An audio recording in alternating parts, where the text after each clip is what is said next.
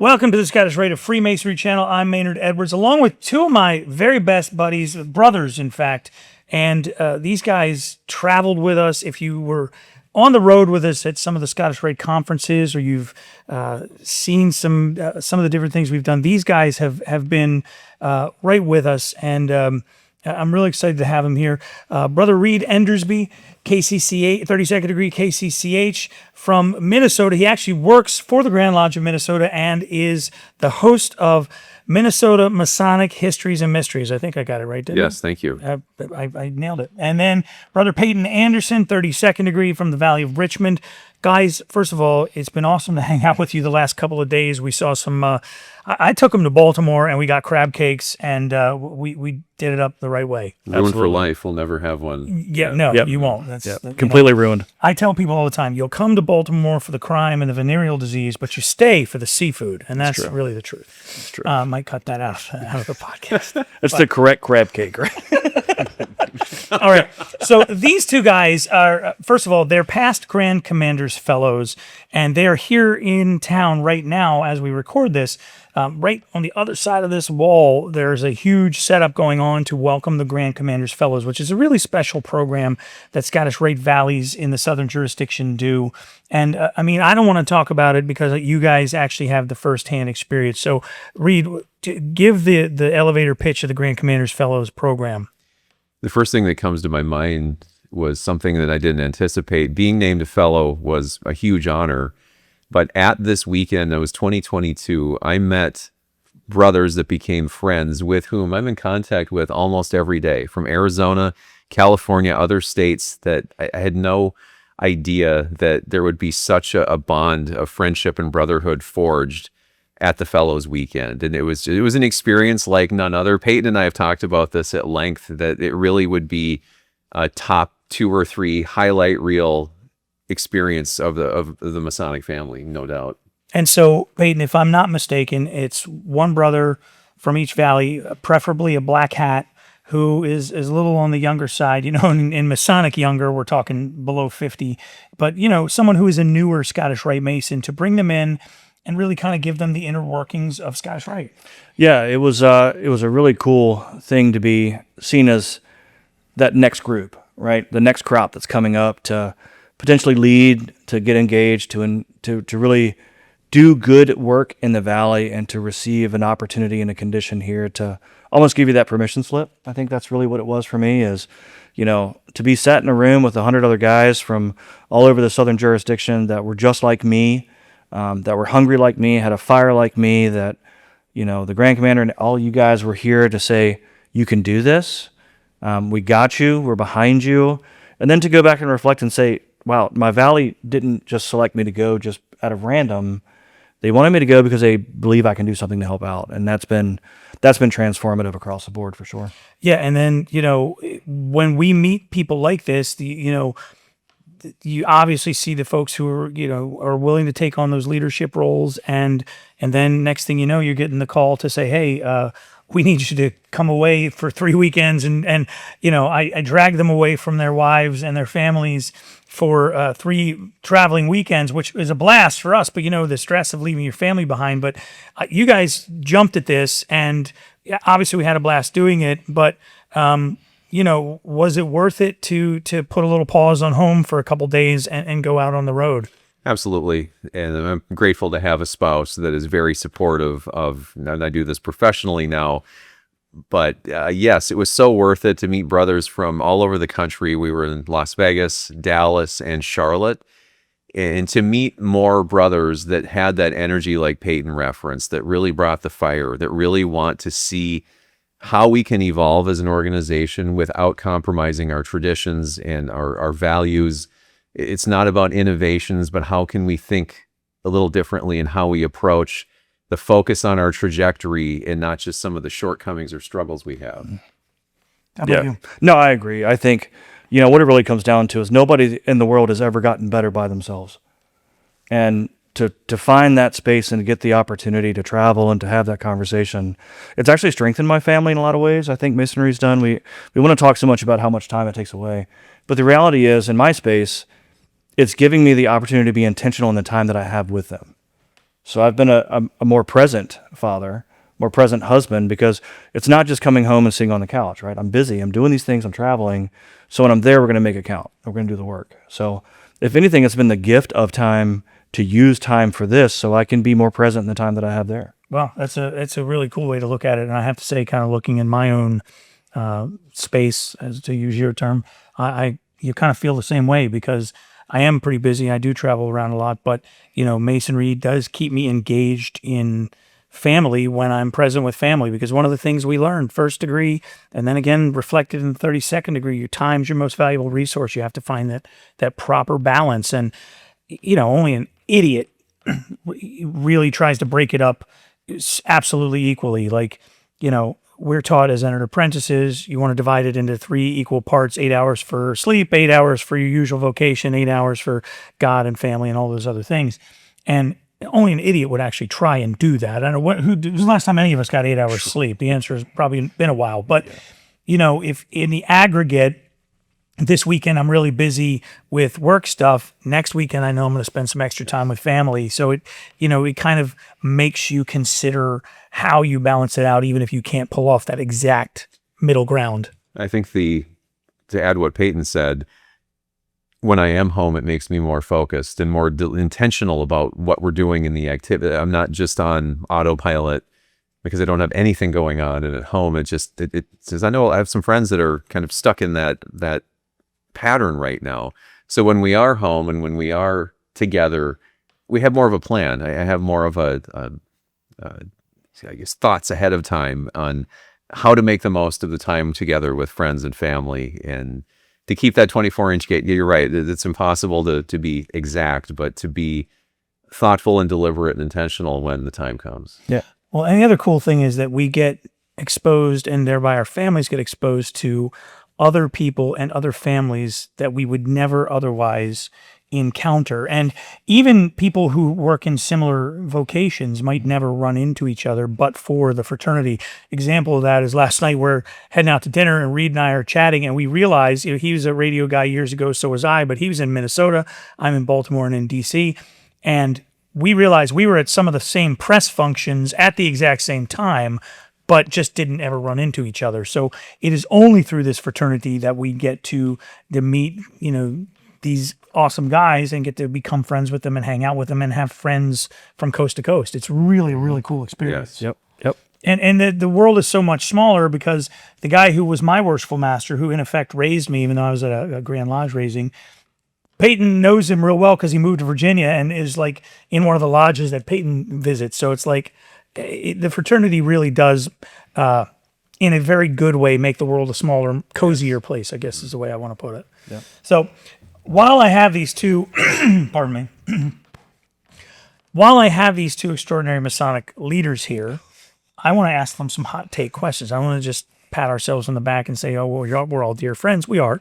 But I want to get some interesting Masonic questions from these two, because we've got some really good perspectives here, and they have no idea what I'm going to ask them. And what they don't realize is even I don't know what I'm going to ask them until I do it.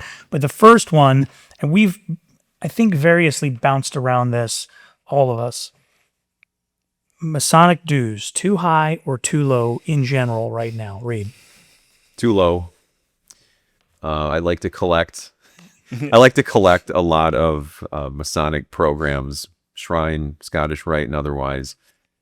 First of all, our production value of the programs we made years ago were extraordinary. Oh my gosh. We had professional printers. Exactly. You put the dues 100 years ago, 50 years ago, 70 years ago through the inflation calculator.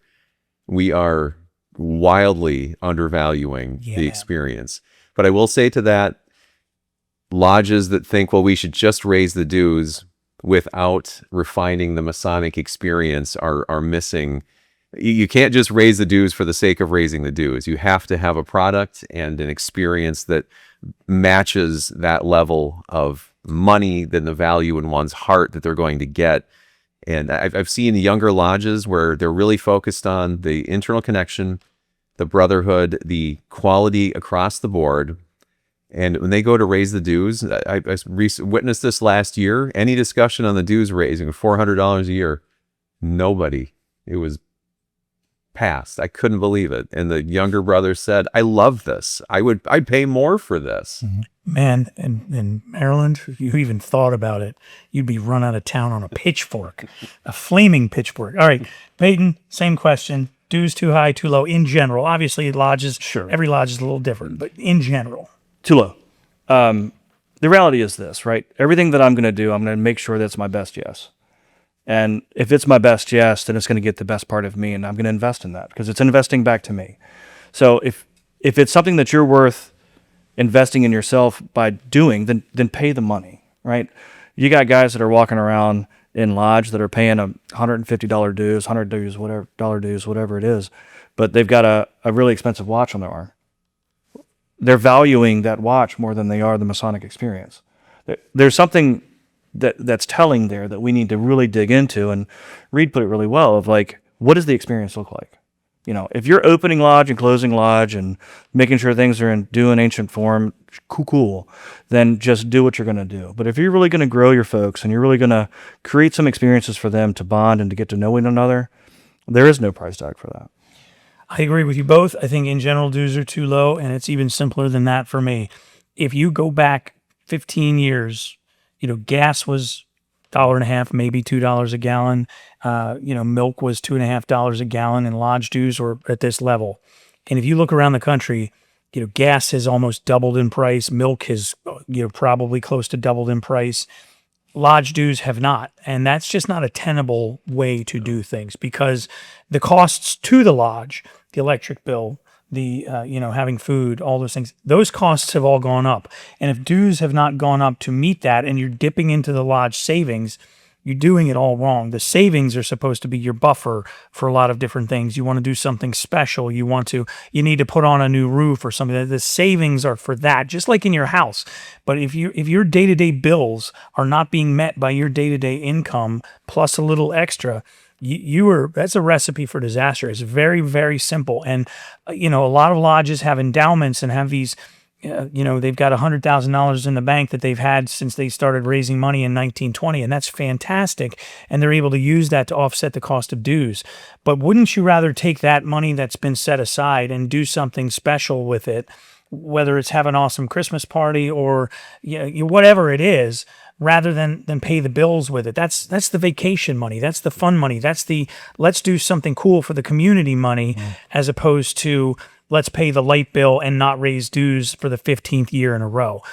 I really think we've got to get out of this mindset that Freemasonry is supposed to be close to free. It's just, It's only called Freemasonry. It's actually should cost more than it does. There's nothing in Freemasonry that's free. That's the truth. That's the truth.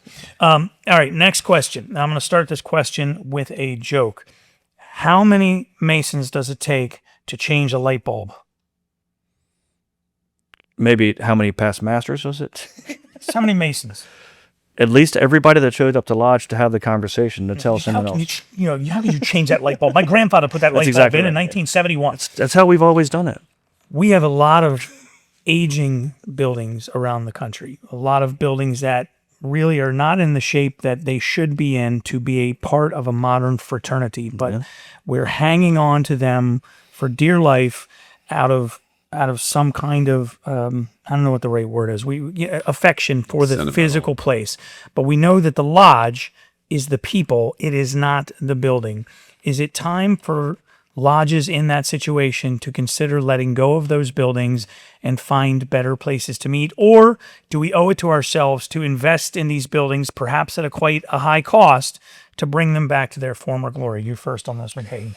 I think the way to really think about that is, what does the membership need? You'll have some lodges that are super, super engaged and doing a whole lot of stuff, right? My lodge is a good example of being a really small country rural lodge, but we do a breakfast once a month. That's 150 folks that show up for 2.5 hours and hang out. We need a better facility because of that we do than just opening and closing meetings. I wish we would get outside of this. Masonry has got to be a brick and mortar space because that's not how it started. And somewhere I think we've lost the path to what Masonry truly is because we're stuck on a brick and mortar. Reed? When you mentioned the fundraiser meals, we need to charge more at those too. Yeah, agreed. Yes. somehow $5. It's great. I'll tell you the key to that in a minute. Go ahead. I think that, well, and back to the dues thing for a moment, that when you can't float a lodge in a healthy way on dues payments only, and when that decision is forced on a lodge, you're in trouble. So what I'd like to see is if it makes sense to sell the building, nobody wants to sell the building. Yes, there is a ton of sentimental history and connection to our buildings that nobody wants to say goodbye.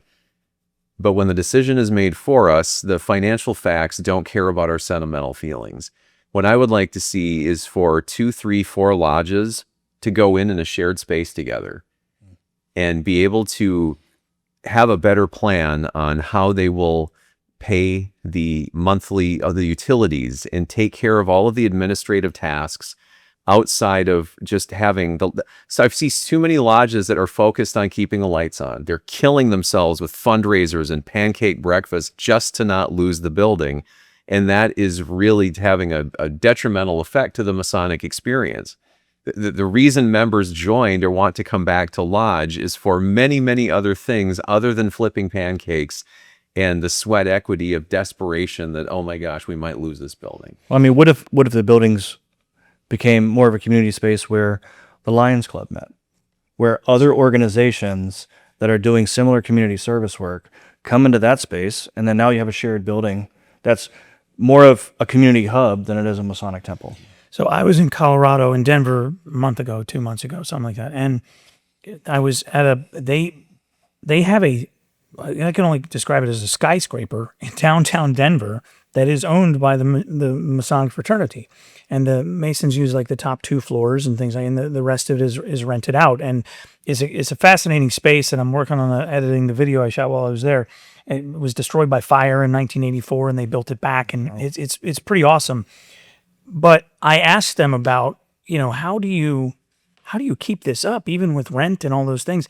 And they very simply said, a clubhouse costs you money, but a building should make you money. And so they have tenants and things, and they're turning a profit with the building in and of itself. The Valley of Denver is attached to an apartment complex, and they own the apartment complex, and so it makes them money. And they've got like a little bar there. It's an awesome space.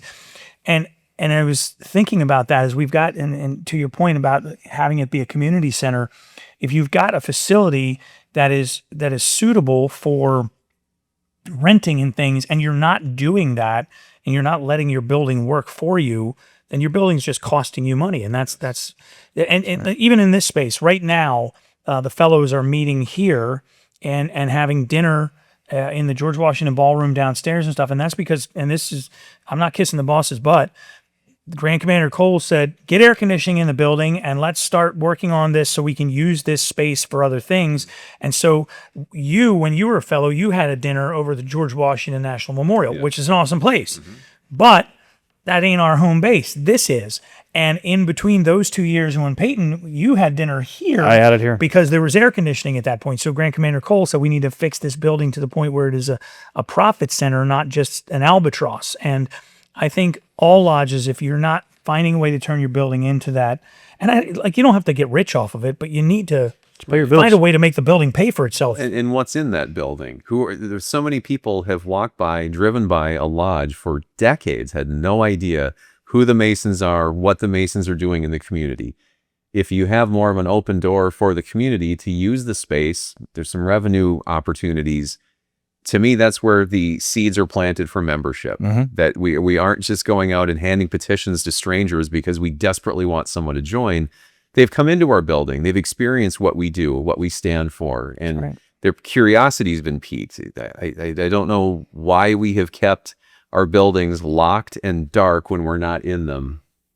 It's a great point. And I did an interview, it was like a sort of a man on the street thing. And I asked people, who are the Freemasons? And one young lady said, aren't those the guys in that creepy building over by the library? It's like, yeah, actually, yes, that's exactly what they are. It's the creepy building over by the library. Nailed it. All right. Masonic hot take questions that we are doing here. I'm asking Reed and Peyton. I think you were last on the first. So yeah.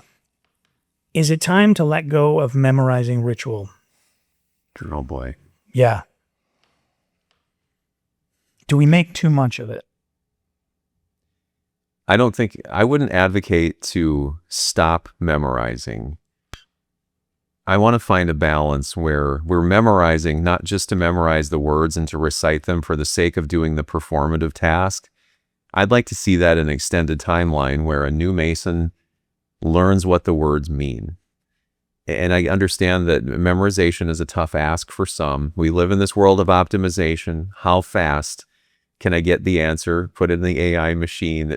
We're not accustomed to some of those difficult tasks of our own choice anymore. So I'm not going to vote to get rid of memorization, but I would like to see it less as a performative box to check and more of something that could be on a longer timeline where we ensure that that candidate or new Mason understands what this means. And I'll leave it at that. Peyton? Okay. Uh-oh. You had a head start. Man, yeah. Absolutely not. I think the memorization is inherently ours. And that's something that we should most definitely hold on to, because there has to be a pain threshold to get to where we need to be, right? I'm a pain threshold learner, right? Like, I decided to go face to face for my degrees instead of virtual because I needed the pain to show up because it was intentional for me to do it. And that intentionality in Masonry has to come from somewhere. That exercise of getting feedback from someone, that has to come from somewhere. That comes in the process of memorization. That knowing how to be corrected and to be vulnerable and try something in front of a group of people, those are inherent skills that will be lost if the memorization piece is dropped. I really don't believe we could create the leaders that we're creating, not just in running our lodges and being officers and doing all the things, but those that are going outside that space. Because that man that is standing up there, that is doing the memorization, that is being corrected, will be better at his job when someone has to have that feedback conversation with him because of the exercises he achieved in memorizing whatever it was, that piece of ritual, in lodge. Follow-up question is the requirement, and in some jurisdictions, heavy lift, is the requirement for memorization, keeping good leaders and good men away from our door. Would George Washington, for instance, have had it time to learn a Masonic lecture and be a worshipful master in accordance with some of the rules that Grand Lodges have? My own Grand Lodge, you have to learn all 3 degrees by memory, all 3 lectures to be a worshipful master. Are we losing good leaders because of this? I think we need to do a better job of defining what a leader is in a lodge. A leader is not always the officer. It's not always the one that is holding the certificate. Or the complainer. Right? It's not that person. Sometimes the greatest leader is going to be the one that's working 60-hour weeks but showing up. And when you really need somebody to lead that space with whatever you're getting ready to do and they stand up and do it, that's the leadership, right? I think we need to do a better job of categorizing what a leader is and how they are leading in the lodge, and allow space for those that are into the memorization gig to do that, and then those that aren't to do their thing in the spaces they're in as well. Same question, Reed. Are we losing good leaders because of that memorization requirement? Possibly, but I think if we're losing someone because of that requirement, it's because we can't explain why we do it. Mm-hmm. We're doing it because we have to, because it's a box to check, because in order to get from A to B to C, you just have to do this. And I think many more would like the pain threshold of doing something hard that makes this feel like an accomplishment. If we want to see retention in any organization, if it's super easy to just declare you a Master Mason, well, there's nothing special about it. What's the incentive to come back? So I truly believe if we, again, focused on the Masonic experience, slow down. We're in such a hurry. Many lodges still have this 3-month degree cycle. And I know, just finding something in our proceedings from 1921. In Minnesota, we raised 12,000 Master Masons in 1 year in 1921. The 3-month degree cycle was born out of necessity to accommodate that volume. Why do we still do a 3-month degree cycle? Can you imagine putting this memorization requirement in front of a busy man who's a dad, a husband, has a job, has other hobbies, and all we can say is, you just have to do this because we need you to do this. I've seen lodges that have taken an entered apprentice, initiated him, taken him on the road a month or two later. See what it means, work on the memorization, talk about the meaning behind the words, why we're doing this, that could be extended through an entire year. Are we so afraid that if we don't put this brother through the gauntlet in 3 months, he might not come back? I'm not a fan. I am of the opinion that the memorization is pretty important, but for a different reason other than for its own sake. In most jurisdictions, we do have cipher books at this point where they're a little cheat code to help you study. I know in Virginia that's still forbidden, which I applaud. Wow, yes. But one of the greatest experiences I have in life, not just in Masonry, but in life, was my catechism instructors who sat with me and taught me this ritual, because we would get together several times a week for a couple of hours, and I got to really know these more experienced guys. And these are, to this day, again, men who I would not have otherwise met. Jim's a retired Navy officer, retired state trooper, 78 years old, and you've not been a Master Mason at Mount Ararat Lodge unless he is past you. Like, this guy, Brother Jim's no joke. And, but like that, I wouldn't have traded that for anything. And the memorization was just an excuse to get together with that guy. And Brother Bob, he's, like family to me. And it's because we sat together for hours working on memorizing these things. And then once you get Mason speak in your head and you go to become an officer, the cipher book is just a quicker way to get some of the stuff done. But that mouth to ear explanation and teaching process was the part of it that was valuable, much more valuable than the strict memorization. If you, like you, I'm sure I've done theater and all kinds. I've memorized 1,000 things. Mm-hmm. Memorization doesn't scare me. But you know what? Having that time with those men and getting to know them and understand and building that relationship, that was the valuable part of it. Can I add something to that? Sure. I don't believe a memorization coach. You guys call it a catechism. For us, it's a proficiency coach. I don't think that should be the same person as a mentor. Those are two different people. You have one that's going to help you understand, make sense of these words, help you memorize, prepare you to do that. A mentor is someone that I believe you meet as a prospect before you've even signed that petition. And that brother could be a mentor until you reach the grave. Our DNA is in our ritual. We should be memorizing this and learning it so that we can live our core values and not just put the words in a can and spit them out and say, yay, I said all the words right. And then what? We're missing that link of what distinguishes us as Masons different from all of the other wonderful fraternal and civic groups. I think that's a piece where we have the opportunity to really focus on that. And I think that would correct itself. So I want to ask you this question. You said the word mentor, and I'll be honest, I recoil a little at the two, when you put these two words back to back, mentor program, because I'm not a big believer in formalized mentorship programs. I've seen them fail more often than I've seen them work, because I think the mentor relationship is a very personal one, and you have to kind of find each other rather than you've been this guy's last name ends with B and so does yours, and at your turn, you're not waiting tables where he's next in the hopper and you're the next waiter who's up. It has to be about, the relationship coming naturally. I think those are more powerful forms of mentorship. Are you a believer in formal mentorship programs? Because I raise an eyebrow to them. We had this conversation today, Peyton and I. Yeah, I think you had a microphone hidden in the live. I wasn't here.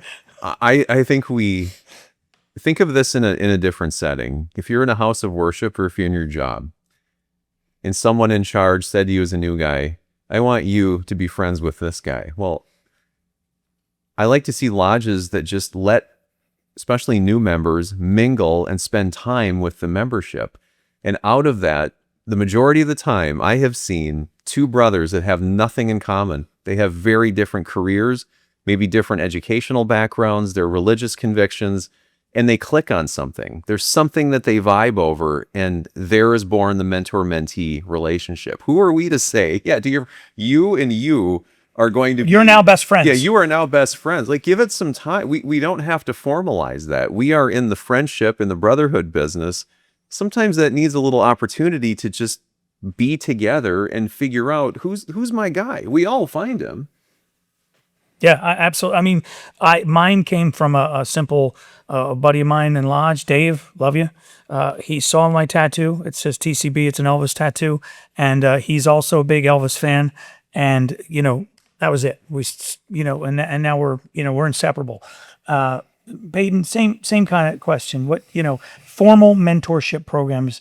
So many Grand Lodges have tried them. Lodges try them. I've seen them fail more often than succeed. What's your thought? So I'm cursed to be We know. in a job, right? All the things. So I work in a super large school division where new teacher induction programming is in my house, right? Because I'm in charge of professional development for employees at schools. So I have to run a formal mentor program. I have to do that for our new teachers, right? That's why I have a specialist for that. She does an amazing work. What it comes down to, I think, is we're using the wrong words. I don't think that coach and mentor, they're two words that are being interchangeable. So when I hear mentor program, what I'm actually hearing is a coaching program. That coach's job has a sole responsibility to ensure the mechanics are there, that things are being accomplished in the ways and the spaces that there should be happening, and the mentor is a self-select piece, right? And Amelia Lodge, if any of those guys are out there listening, you'll know, because I've said it 100 times, that Amelia Masonic Lodge gave me my degrees.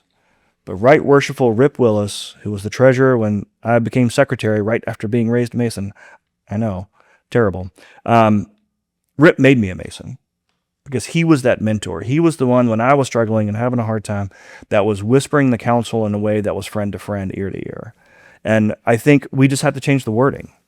Formalize coach, but don't formalize mentorship. The thing though there was what you're talking pardon me, and the thing there that you're talking about, I think the component in a professional setting is slightly different because at the end of the day, in a professional setting, your reward is your paycheck. You're getting paid to do this at the end of the day, for good or for bad. Both parties are being compensated financially for that, so they're forced to stay in the game. In Masonry, your paycheck is feeling good about what you're doing, who you're doing it with, and the things that you're accomplishing as an individual and as a group. And if in that mentor situation, someone isn't feeling good, then they're not getting their paycheck. So it's so much easier for them to disconnect from that situation and those fall apart. Whereas if it happens naturally, like you're saying, that vibe comes together and you become buddies, then, you still learn from each other. And I think a good mentor is also a good student because, and I've talked about this in the past. I've got a guy, I mentioned Brother Jim, my catechism instructor. Coolest thing in the world is to see him teach catechism to a 20-year-old and then have the 20-year-old show Jim how to use Venmo. And it's like, these are men who are learning from each other. Yeah. And we could not have planned that relationship. It just happened. And so I wonder sometimes if we're not.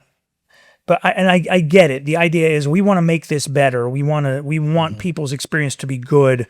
I don't know. It's not like we should try Masonic speed dating to find good mentors in a lodge. But we forget that the mentee has something to teach the mentor. We're so top heavy. We just assume that the elder statesman has all the answers.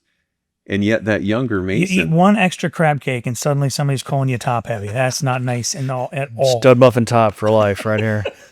I was so full last night. I'm like, right? But we forget that is a reciprocal relationship. And while, yes, on the catechism proficiency side, we have to do that. But if those two were just decided, you and you are pairing up on that, what about the friendship and the connection that's involved when life happens? And if those two don't have a special connection, a vibe, something in common, that when, say, the younger brother has something he's struggling with in his life, well, it's not easy to talk about the big things in life if you're not comfortable talking about the little things. So while we can put somebody through the ringer of catechism and learn the ritual, but then what about the humana? What about the brotherhood in the heart? What about where we really, it's important to find what that looks like to ensure that two men that are paired up like that are not only doing the administrative side of the house, but also talking about the human element, and that there's a 3 a.m. friend brewing between the two of them. I think too, maybe we're trying to be too singular with it. Who's the coach? Who's the mentor? When the reality is, I have a lodge full of coaches and mentors that's right. that all have a superpower that I am able to lean on in a space to make me better, that makes them better. So I think when you look at it, what's the team look like? Not the individual. And I think that would probably help as well. Yes. All right, before we wrap this up and go out there to the party where all the other fellows are, I want to ask these guys, I'm going to give you both the question ahead of time, and it's a two-part question. Why did you become a Mason, and why do you stay a Mason? So, yeah, all right. You're going first on this one, Peyton. The easy part, why did you become a Mason? Because my son deserved the best dad he could have. And the only way that I could do that was to find a group of people to make me better so I wouldn't be alone. Well, now why do you stay? Because I need to continue being that guy. Because there's a whole lot of people out me that are looking too. And it's going to be my life charge to make sure they've got what I had and to get what I received, because I don't know where I'd be without it. Reed, why do you become a Mason? I joined as a young man. My grandfather had a long history of uncles, grandparents. I was captivated by the mystery of that. It was as a young man, I wanted to be DMLA in my hometown. The chapter wasn't active. So I initially joined out of the mysterious aspect of it and to have that connection to family. But why I stay is that there was that discovery process that we as Masons have, for lack of a better term, a playbook for a more harmonious world. If we only would commit to living our core values and not just saying them and say them for the sake of saying them perfectly but to actually give ourselves a little grace. We're going to make a mistake when we perform our ritual, but we have what the world is begging for right now. Tolerance, apolitical. I want to stay a Mason and want to ideally add more signal and less static to the world, and hope that more brothers will do the same. The reason I stay a Mason is because of men like this that I get to call a brother. That is Honorable Brother Reed Endersbe, 32nd degree KCCH. He's also the host of the Minnesota Masonic Histories and Mysteries podcast, which you can find wherever you listen to podcasts. And this is Brother Peyton Anderson, 32nd degree Valley of Richmond. Like I said, I haven't known these guys more than a year or two, and we've gotten to know each other a lot more over the last year. They're true brothers, true friends, and you want to talk about the real deal and people that walk the walk, that's these two guys. And if you're interested in some of the things that we've talked about, if you're interested in learning more about Freemasonry, send us a message, membership@scottishrite.org. We'll help you find a reputable lodge in your area where you can go and be a part of the thing that has meant so much to the three of us. And even though Masonry is not perfect, it has its problems, it has given, I know I'll speak for these two guys in this case, it has given us all so much that it is a huge part of our lives. So if that's something that you want to be a part of, make sure you drop us a comment or send us a message at membership@scottishrite.org. I'm Maynard Edwards. That's Reed. That's Peyton. We'll catch you next time.